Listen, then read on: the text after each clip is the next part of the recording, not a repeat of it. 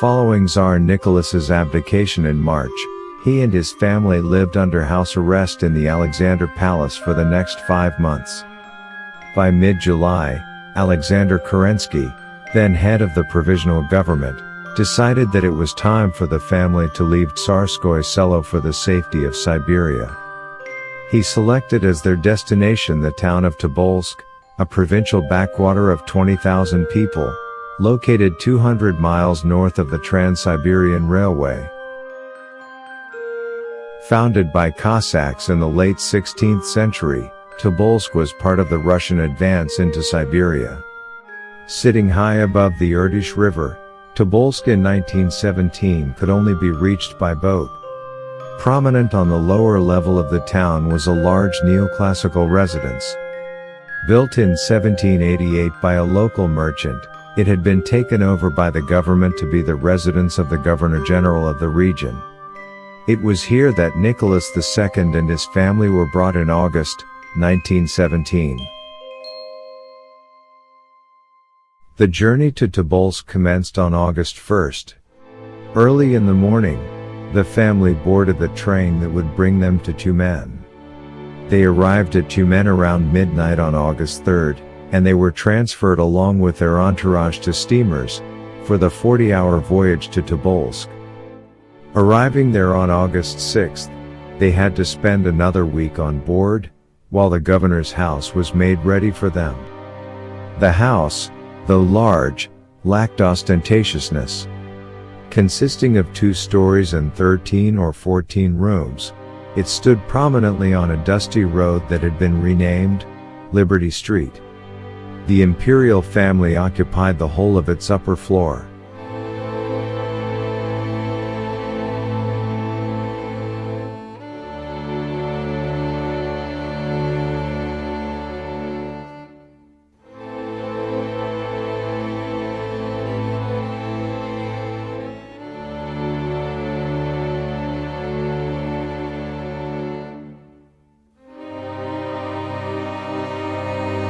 Within a couple of weeks, the prisoners settled into a gently regular routine.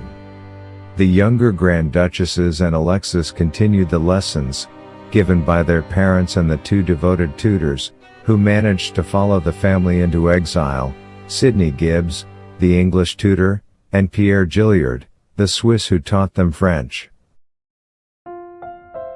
Alexandra read, embroidered, or painted. Nicholas walked in the compound whenever he could, or sawed logs strenuously with anyone who would join him. That was often Alexis.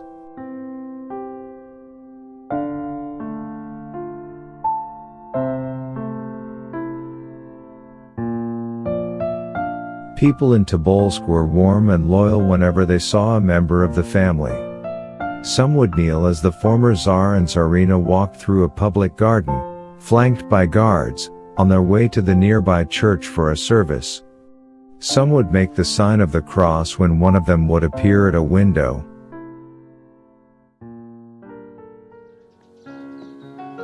Life was reasonably serene in the beginning, much as it had been at Tsarskoye Selo.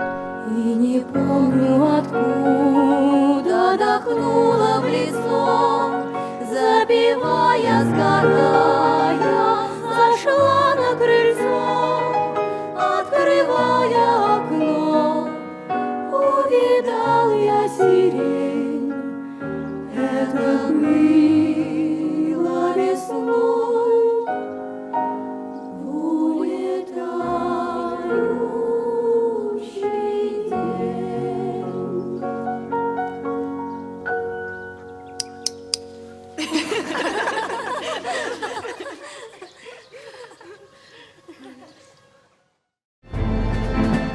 By the turn of the year, in the full grip of winter, things began to change.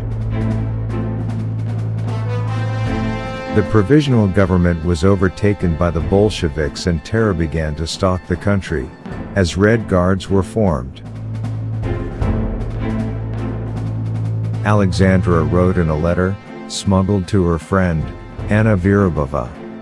One by one, all earthly things slip away, houses and possessions ruined, friends vanished. But God is in all, and nature never changes. I can see all around me churches, I long to go to them, and hills, the lovely world. I feel old, oh, so old, but I am still the mother of this country, and I suffer its pains as my own child's pains, and I love it in spite of all its sins and horrors. No one can tear a child from its mother's heart, and neither can you tear away one's country, although Russia's black ingratitude to the emperor breaks my heart. Not that it is the whole country though. God have mercy, and save Russia. The mounting danger drew them all closer together. The family improvised a chapel in the ballroom of the governor's house for services, but a soldier always had to be present. An altar was set up with the empress' white lace bedspread, serving as an altar cloth. The priest from the church would come to officiate, and some of the local nuns acted as a choir. Christmas 1917 would be their last. Isolated from the world, they lived the joy of the Feast of Love, distributing gifts to the members of their staff that they had made themselves. These gifts were projects requiring weeks to make, with the main ingredient being the true love of the members of the family. On Christmas Eve, Alexandra wrote in her diary, December 24th, 1917. Sunday, Christmas Eve. Got the presents ready. 12 p.m. Liturgy at home. I decorated the tree, laid out the gifts. Later I went to the guard watch of the 14th Rifle Regiment. I brought them a small Christmas tree, food, and a gospel reading for each one of them with enclosure, which I drew. I sat there with them.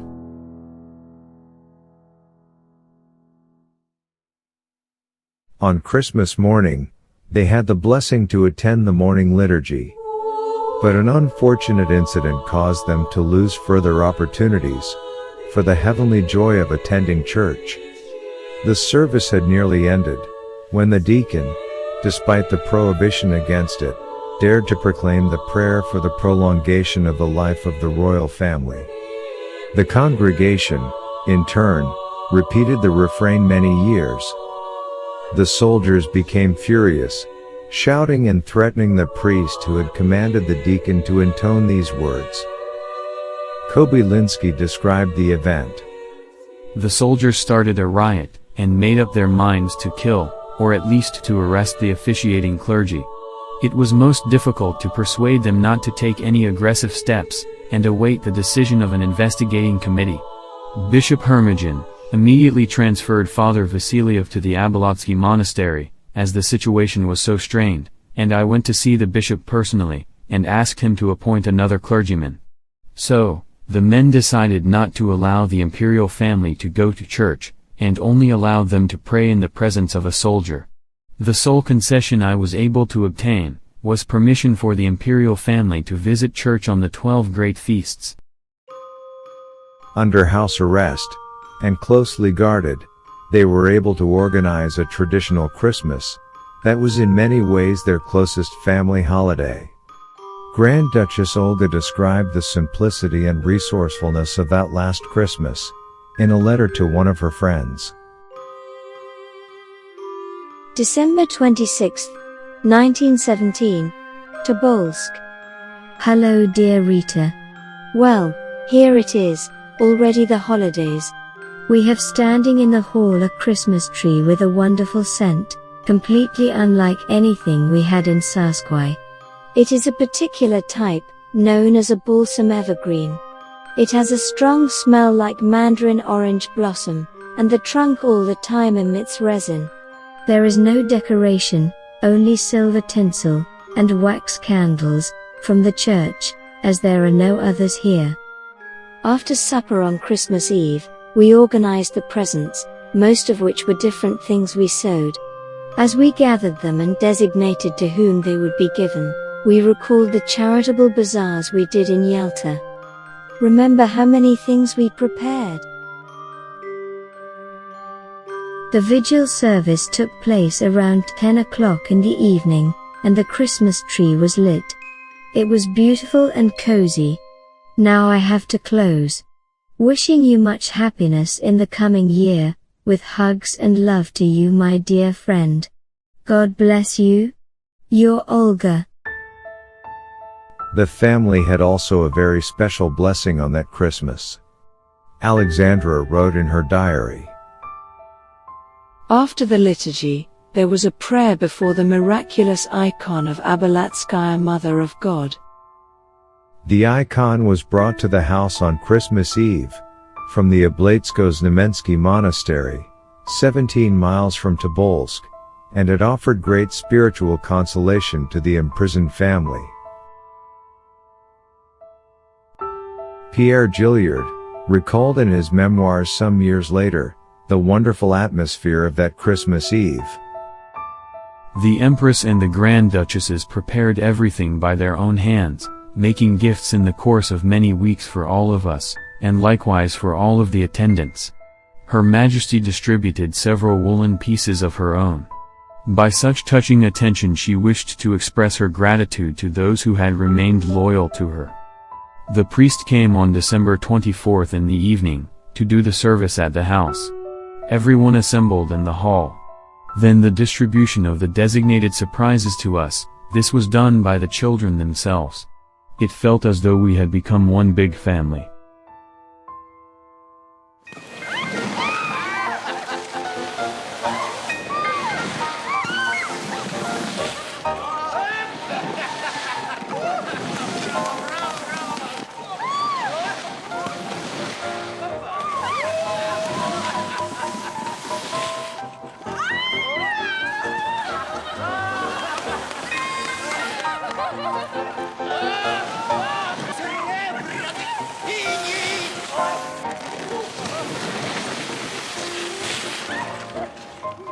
Мой кот, ты не ушибся, сынок? Нет, папа.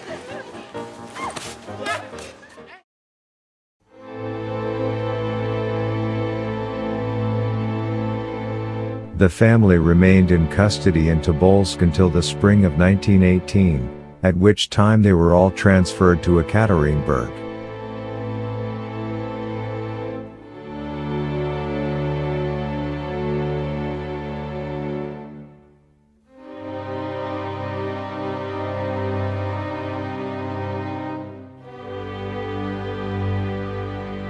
On July 17, 1918, there, in Ekaterinburg, they were brutally murdered by a Bolshevik squadron.